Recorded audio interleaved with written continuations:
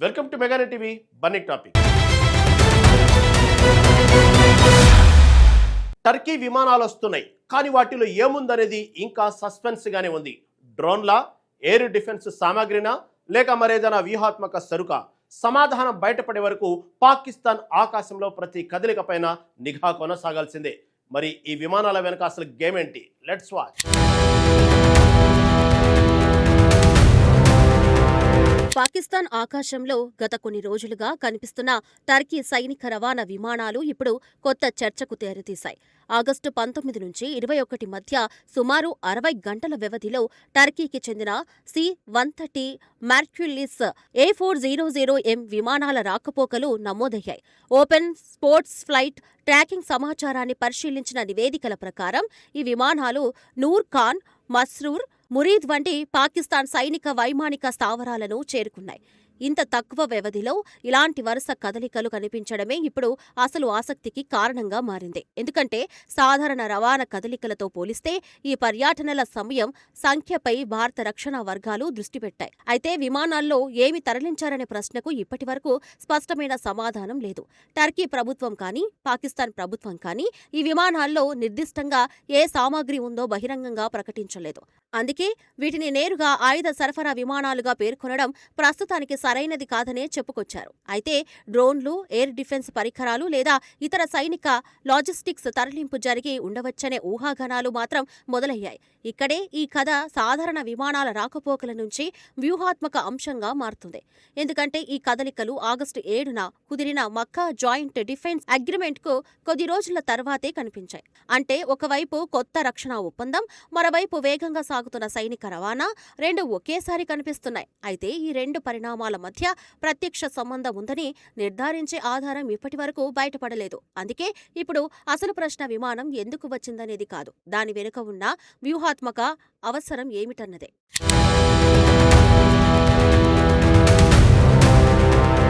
August 7న మక్కాలో Saudi Arabia, Turkey, Pakistan కీలకమైన రక్షణ ఒప్పందంపై సంతకం చేశాయి. ఈ ఒప్పందాన్ని మక్కా జాయింట్ డిఫెన్స్ అగ్రిమెంట్గా పిలుస్తున్నారు. ఒప్పందంలోని ప్రధాన అంశం ఏంటంటే, మూడు దేశాల్లో ఏదైనా ఒక దేశంపై సాయుధ దాడి జరిగితే దాన్ని మిగిలిన దేశాలపై జరిగిన దాడిగాను పరిగణించే విధానం. అధికారిక ప్రకటన ప్రకారం ఈ ఒప్పందం సామూహిక నిరోధక సామర్థ్యాన్ని, రక్షణ సహకారాన్ని పెంచడమే లక్ష్యంగా పెట్టుకుంది. అయితే దీనిని నాటో తరహా పూర్తిస్థాయి సైనిక కమాండ్ వ్యవస్థగా చూడటం మాత్రం తొందరపాటు అవుతుంది. ప్రస్తుతానికి ఇది మూడు దేశాల మధ్య రక్షణ సహకారాన్ని మరింత బలోపేతం చేసే రాజకీయ, వ్యూహాత్మక ఫ్రేమ్ వర్క్గా కనిపిస్తుంది. ఈ నేపథ్యంలో టర్కీ, పాకిస్తాన్ మధ్య ఉన్న పాత సైనిక సంబంధాలకు మరింత ప్రాధాన్యం ఏర్పడింది. రెండు దేశాలు ఇప్పటికే రక్షణ పరిశ్రమ, నౌకదళ సామాగ్రి, సైనిక సాంకేతికత వంటి రంగాల్లో సహకరిస్తున్నాయి. టర్కీకి అభివృద్ధి చెందిన రక్షణ ఉత్పత్తి సామర్థ్యం ఉండగా, పాకిస్తాన్కు పెద్ద సైనిక వ్యవస్థ, విస్తృత ఆపరేషన్ అనుభవం ఉన్నాయి. సౌదీ అరేబియా ఈ సమీకరణంలో ఆర్థిక, వ్యూహాత్మక ప్రాధాన్యాన్ని తీసుకొస్తుంది. అందుకే మూడు దేశాల కలయిక కేవలం ఒక దౌత్య ఫోటోగా కాకుండా విస్తృత భద్రతా సమీకరణంగా పరిశీలించబడుతుంది. రక్షణ రంగంలో కూడా సాంకేతికత, నిధులు, సైనిక అనుభవం కలిసి పనిచేసినప్పుడే పెద్ద సామర్థ్యం ఏర్పడుతుంది.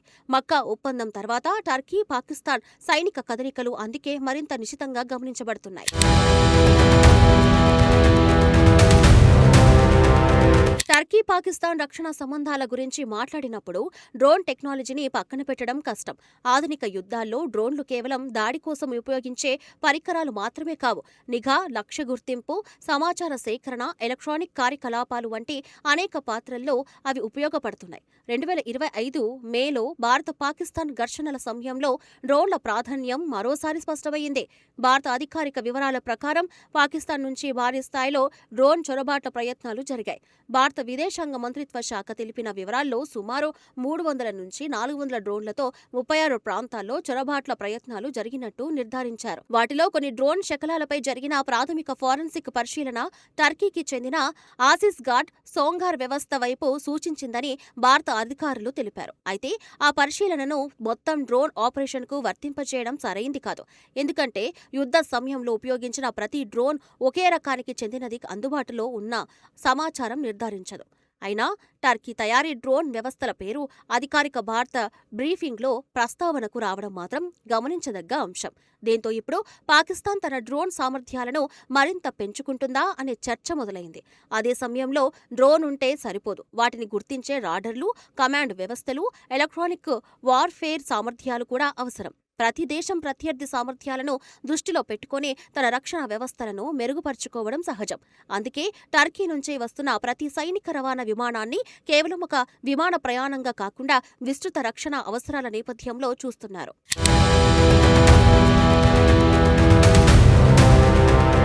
2025 మేలో జరిగిన ఆపరేషన్ సింధూర్ సమయంలో డ్రోన్లు, క్షిపణులు, ఎయిర్ డిఫెన్స్ వ్యవస్థల ప్రాధాన్యం స్పష్టంగా బయటపడింది. భారత అధికారిక వివరాల ప్రకారం మే 7-8 రాత్రుల్లో పాకిస్తాన్ డ్రోన్లు, క్షిపణులతో భారత సైనిక ప్రాంతాలను లక్ష్యంగా చేసుకునే ప్రయత్నాలు చేసింది. అవంతిపుర, శ్రీనగర్, జమ్మూ, పఠాన్కోట్, అమృత్సర్, బంటీడా, భూజ్ వంటి ప్రాంతాలు ఆ ప్రయత్నాల పరిధిలో ఉన్నాయని భారత ప్రభుత్వం తెలిపింది. ఈ దాడులను ఎదుర్కొనేందుకు integrated counter UAS grid air defence వ్యవస్థలను ఉపయోగించినట్టు అధికారిక సమాచారం చెబుతుంది. రాడర్లు ముప్పును గుర్తిస్తే కమాండ్ వ్యవస్థలు దాని దిశను విశ్లేషిస్తాయి. ఆ తర్వాత పరిస్థితిని బట్టి కైనెటిక్ లేదా నాన్ కైనెటిక్ మార్గాలతో ముప్పును నిర్వీర్యం చేయవచ్చు. అంటే ఆధునిక ఎయిర్ డిఫెన్స్ అనేది ఒకే క్షిపణి వ్యవస్థపై ఆధారపడే విధానం కాదు.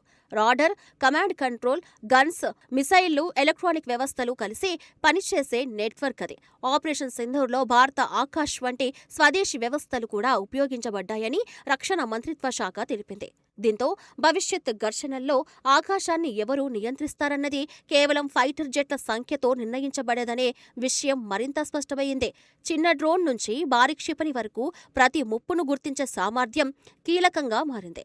అందుకే పాకిస్తాన్ కూడా తన రక్షణ నెట్వర్క్లో ఏమైనా లోపాలు ఉంటే వాటిని భర్తీ చేసుకునే ప్రయత్నం చేయవచ్చనే విశ్లేషణలు వస్తున్నాయి. కానీ టర్కీ విమానాల తాజా కదలికలు ఆ లోపాల భర్తీ కోసమేనని నిర్ధారించే అధికారిక ఆధారం లేదు. కాబట్టి అక్కడ వాస్తవం, ఊహాగానం మధ్య గీతను స్పష్టంగా ఉంచడం అత్యంత అవసరం.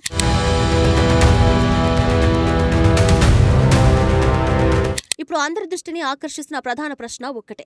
టర్కీ నుంచి పాకిస్తాన్కు నిజంగా ఏం వెళ్తుంది? C-130 మర్క్యులిస్, A400M వంటి విమానాలు భారీ సైనిక రవాణాకు ఉపయోగించగల సామర్థ్యం కలిగినవి. అందువల్ల వాటి రాకపోకలు కనిపిస్తే సహజంగానే సైనిక సామాగ్రి తరలింపు గురించి ప్రశ్నలు వస్తాయి. కానీ విమానంలో ఏ సరుకు ఉందో ఫ్లైట్ ట్రాకింగ్ డేటా మాత్రమే చెప్పదు. అది విమానం ఎక్కడి నుంచి బయలుదేరింది, ఎక్కడ దిగింది, ఎప్పుడు కదిలిందనే సమాచారాన్ని మాత్రమే అందిస్తుంది. కాబట్టి డ్రోన్లు వచ్చాయని, ఎయిర్ డిఫెన్స్ పరికరాలు దిగాయని ఖచ్చితంగా చెప్పడానికి అదనపు ఆధారాలు అవసరం.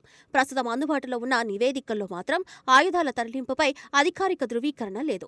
సైనిక లాజిస్టిక్స్ సిబ్బంది లేక ఇతర రక్షణ సంబంధిత సామాగ్రి కూడా ఒక సాధ్యమైన వివరణ కావచ్చు. అయితే వరుస విమానాల సమయం, గమ్యస్థానాలు, ఇటీవలి రక్షణ ఒప్పందం వంటి అంశాలు కలిపి చూస్తే పరిశీలకులకు ప్రశ్నలు రావడం సహజమే. ఇక్కడ మరో ముఖ్యమైన అంశం టర్కీ రక్షణ పరిశ్రమ పెరుగుతున్న అంతర్జాతీయ ప్రభావం. డ్రోన్ల నుంచి నౌకాదళ వ్యవస్థల వరకు టర్కీ అనేక రకాల సైనిక ఉత్పత్తులను అంతర్జాతీయ మార్కెట్లోకి తీసుకెళ్తుంది. పాకిస్తాన్ కూడా టర్కీతో ఇప్పటికే రక్షణ రంగంలో అనేక సంబంధాలను కొనసాగిస్తోంది. అందుకే ఈ తాజా కదలికను పూర్తిగా సాధారణ రవాణాగా కొట్టిపారేయడం కూడా తొందరపాటు, ఆయుధ సరఫరాగా ప్రకటించడం కూడా తొందరపాటే. నిజం బయటపడాలంటే మరిన్ని అధికారిక ప్రకటనలు లేదా నమ్మదగిన ఆధారాలు వెలుగులోకి రావాల్సిందే.